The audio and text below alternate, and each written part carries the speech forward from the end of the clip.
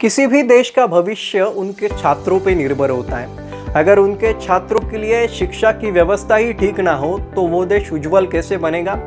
चलो जानते हैं इस वक्त ऑनलाइन शिक्षा की वास्तविकता पे। आज इन्हीं कुछ मुद्दों में चर्चा करेंगे। पहले आईआईएमसी के छात्र अनिकेत शर्मा जी ने कुछ अपनी राय रखी है ऑनलाइन शिक्षा के बारे में, वो सुनिएगा और इसके बाद हम चर्चा करेंगे। नमस्कार, मेरा नाम अनिकेत शर्मा है। Industrial mass communication radio and television department का एक छात्र हूँ। आज ऑनलाइन शिक्षा को लेकर मैं आपसे अपने विचार साझा करना चाहूँगा। बात जहाँ तक समस्याओं की की जाए तो यह सेहत पे बहुत बुरा असर डालता है। वह छात्रों में कई बार आपसी तालमेल नहीं बैठ पाता। प्रैक्टिकल एक्सपोजर यानी कि व्यवहारिक जोखिम की कमी एक बहुत बड़ा मुद्दा है। इसमें कुछ फायदों की बात की जाए तो यह समय को बचाता है। वह कई सारे विद्यार्थी एक ही बारी में क्लास अटेंड कर सकते हैं, जो कि फिजिकल क्लासरूम में पॉसिबल नहीं हो पाता। मेरा निजी अनुभव भी बहुत मिला जुला है। मेरी राय में अब शिक्षकों को ब्लेंडेड लर्निंग की तरफ बढ़ना चाहिए, जिसका सीधा सीधा अर्थ है कि कुछ हिस्सा जो है वह ऑनलाइन शिक्षा का हो व कुछ हिस्सा ऑफलाइन शिक्षा का हो। इसका अनुपात व प्रतिशत शिक्षकों द्वारा ही तय किया जाना चाहिए। धन्यवाद। अनिकेत शर्मा ने जिस हिसाब से कहा कि ऑनलाइन शिक्षा में जो बड़ी खामी है वो एक कि जब बच्चे पे उसका बुरा असर, उसके सेहत पे बुरा असर पड़ता है तो वो ऑनलाइन शिक्षा किस काम की हो सकती है। तो इस मुद्दे को अगर हम विस्तृत रूप से समझें तो कई बार कई स्टडीज़ में यह दावा किया गया है कि ऑनलाइन शिक्षा की वजह से जो स्क्रीन टाइम बच्चों का बढ़ रहा है उससे उनके आँखों में बहुत सी समस्याएं होती है, बहुत से उनको अलग अलग तरह की बीमारियों का सामना करना पड़ रहा है। और दूसरी एक बड़ी खामी कि ऑनलाइन शिक्षा में बच्चे किताबों की तरफ ज़्यादा आकलन नहीं कर रहे हैं। उनका इंटरेस्ट किताबों की तरफ नहीं जा रहा है, उनका इंटरेस्ट जा रहा है पीपीटी की तरफ, उनका इंटरेस्ट जा रहा है वीडियो लेक्चर्स की तरफ। और इससे होता यह है कि उनकी लिखने की क्षमता पे काफ़ी असर पड़ता है, लिखने में अनियमितता नज़र आती है। और इसी के साथ कुछ बच्चों की आकलन की क्षमता है, जो वो पढ़ते हैं वो याद करने की क्षमता है, वो भी धीरे धीरे कम होती जा रही है। जब भी कभी यह साइकोलॉजिकल डिसऑर्डर एक बड़ी समस्या और एक बड़ी खामी बन के आज ऑनलाइन शिक्षा में है। अब इसका एक सीधा सा उदाहरण देखते हैं। किसी बच्चे को अगर अपनी क्लास करनी हो, अगर वो कर रहा है और बीच में कहीं व्हाट्सएप का नोटिफिकेशन ऐसे आ गया ना, तो वो बच्चा उस व्हाट्सएप के, फेसबुक पे या इंस्टा के नोटिफिकेशन की तरफ भागने लगता है। और यदि शिक्षक को ऐसा लगता है कि ये बच्चा सही मायने में क्लास अटेंड कर रहा है तो शायद उनको भी ऐसा मालूम नहीं होता कि ये बच्चा सचमुच में क्लास कर रहा है या नहीं कर रहा है। और एक सबसे महत्वपूर्ण दिक्कत इस समय ये है कि ऑनलाइन शिक्षा में बच्चों का जो इंटरेस्ट है वो ऐसे है कि कर लेंगे, पास हो लेंगे, डिग्री तो मिल जाएगी।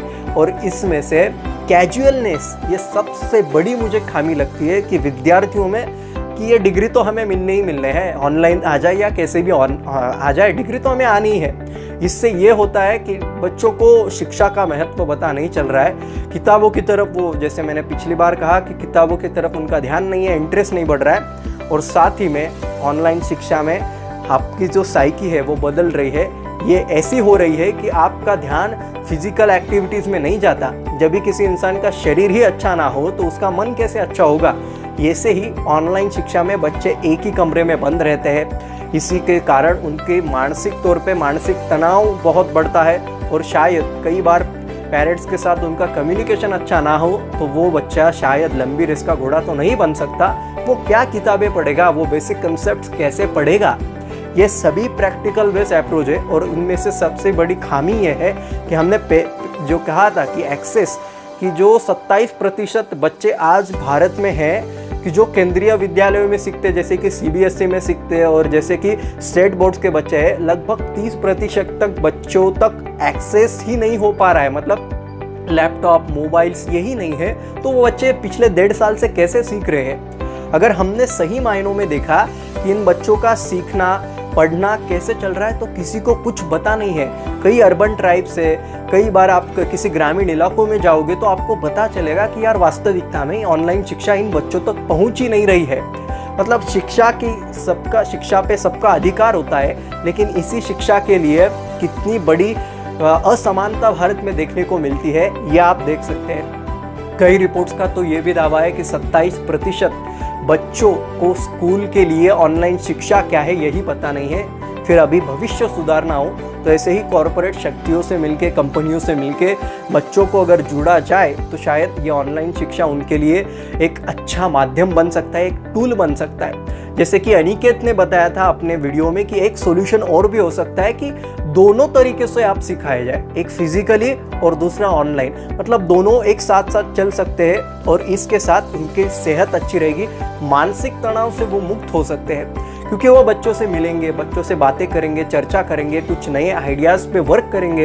ये सब बातें फिजिकल क्लासेस में बड़े अच्छे से होती है, वो ऑनलाइन में थोड़ा सा मुश्किल लगता है। अब सबसे महत्वपूर्ण प्रैक्टिकल अप्रोच हम सब क्या कर सकते हैं, तो सबसे बड़ी बात है कि हम सब अपने आजू बाजू के इलाकों में जो भी बच्चा दिख रहा है, क्या उसके पास अगर एक्सेसिबिलिटी नहीं है, ऑनलाइन शिक्षा तक पहुंचने के लिए उसके पास कोई रास्ता नहीं है, तो हम एक कर सकते हैं कि उस बच्चे से कुछ सिखा सकते हैं, या फिर कुछ लोग कंट्रीब्यूट करके उसके लिए एक डिवाइस ले सकते हैं, या उनका एक जैसे कि एक सेंटर्स ओपन करते हैं कि गवर्नमेंट स्कूलों में जाके छोटे छोटे सेंटर्स ओपन कर रहे हैं और वहाँ पे कुछ बच्चों को, जो भी रूरल ट्राइब्स के बच्चे हैं, जो भी ग्रामीण इलाकों के बच्चे हैं, उनको सिखाया जाता है किसी प्रोजेक्टर पे या किसी एक शिक्षक के द्वारा। मुझे लगता है कि ऐसे बहुत से लोग इस भारत में अभी है कि जो खुद अपना कंट्रीब्यूशन करके इन बच्चों को पढ़ा रहे हैं। ऐसे आपके बहुत उदाहरण मिल जाएंगे, लेकिन हमारा बात और हमारी मकसद यही था कि आपको सॉल्यूशन बेस्ड अप्रोच ऑनलाइन शिक्षा में देना। इस पे और कई वीडियोस आएंगे और हमारी तरफ से कई लोग इस वीडियो को, इस टॉपिक को, इस मुद्दे को उठाएंगे, लेकिन सिर्फ उठाएंगे नहीं, उस पर सॉल्यूशन भी आएगा। आपकी समस्या हो तो आप कमेंट बॉक्स में डाल सकते हैं। और इसी के साथ वीडियो अच्छा लगा तो लाइक, शेयर, सब्सक्राइब ज़रूर कीजिएगा। और एक खास बात, अगर आपको पसंद ना आए तो डिसलाइक ज़रूर कीजिएगा। खास तौर पे वो डिसलाइक हमें बताएंगे कि आपको इम्प्रूव करना है भाई। और इसी के साथ अगर क्यों डिसलाइक करेंगे ये भी लिखेंगे तो हमारे लिए और आसान होगा, हम उस पर काम करेंगे और आप तक नया कंटेंट पहुंचाएंगे। धन्यवाद, शुक्रिया।